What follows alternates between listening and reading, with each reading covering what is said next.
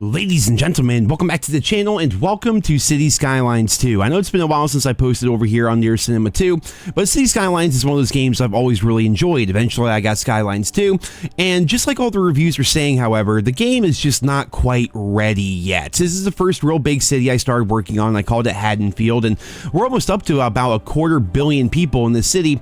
And while the game, yes, is very fun, it is missing a lot of core features from the original City Skylines, which is okay in my opinion. I mean, they're eventually going to have modding coming out, which is going to be helping out the game quite a bit, but the core fundamentals of the game itself are causing a lot of issues, and I kind of want to quickly cover that here in this video in case you're somebody who's thinking about picking up Skylines 2, and maybe you're somebody who wants to actually try out this game and give it a go despite all the bad reviews, kind of similar to what I did. So for me personally, the two biggest issues I have right now are issues with money and issues with land value, which I suppose is also tied to money. It really just kind of hinders what you want to do with your city.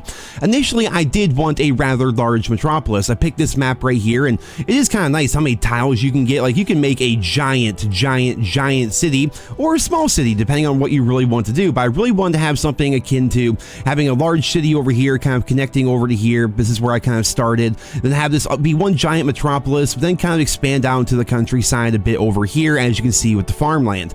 Unfortunately, I made a bunch of farming stuff, but I wasn't really able to have a little small farming community.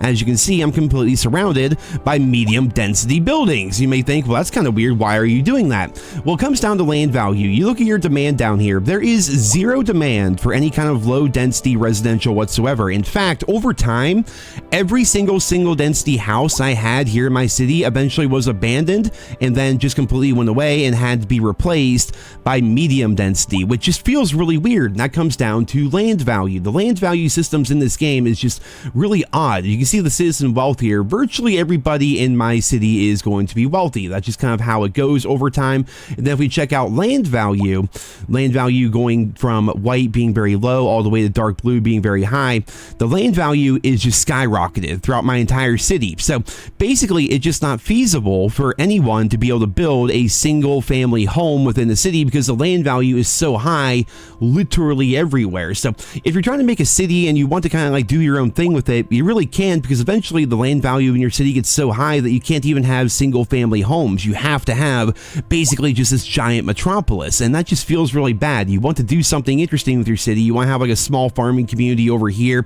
maybe have some nice suburbs or things like that. You can't do it eventually over time. The game starts you off in 2023. I'm here in 2028. I have more money than I even know what to do with. My city's making too much money, and it's kind of just at the point where I've just been trying to do random things just to kind of learn from my previous mistakes as I go into my next city.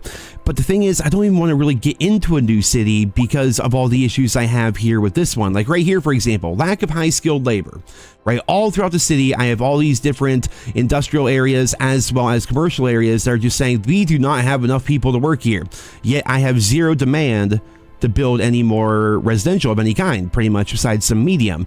And when it comes to education, the elementary schools, I'm sure you've seen the memes about it.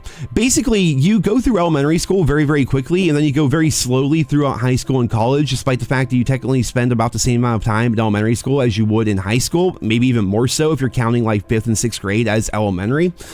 Yeah, so you basically have to have like a bazillion of the same elementary school all around your entire area, or otherwise education is going to suffer a little bit, and that gets kind of frustrating. But also, another aspect of the game that kind of really breaks it for me as somebody who likes to not use unlimited money or unlimited tiles or anything like that is how money can glitch out within this game. So if we check out money here, right, on a normal time scale, like within the past month, we're just making tons and tons of money. But you can see if I go back towards the beginning of my city's life, initially, the game was kind of interesting. Like, building a hospital was a major decision for me because it cost a ton of money. Every little decision you made, if you wanted to put in mass transit, if you wanted to build a new fire station, everything was an important decision. You had to really think about what you were doing. But then at one point here, right before 2027, one of my industries ended up bugging out. I posted this video over to Twitter, so I apologize for the quality of it. But what ended up happening was one of the industries that I have here in the city ended up being bugged out. I was still taxing them at a lower rate, but they were being taxed. Therefore, no matter what, I should have been making money off of them, but instead I was losing like $100 million a month off of beverages industry within my city. And then when I adjusted the slider, then suddenly I'm making like $300 million a month off of the beverages industry. And for whatever reason, that bug just can't really be fixed. And as you can see, going back to it here, so much money. So much money. It's not a factor really whatsoever. And I'm kind of like in this limbo state with my city where I have more money than I know what to do with. I have people being upset about the lack of high skilled labor.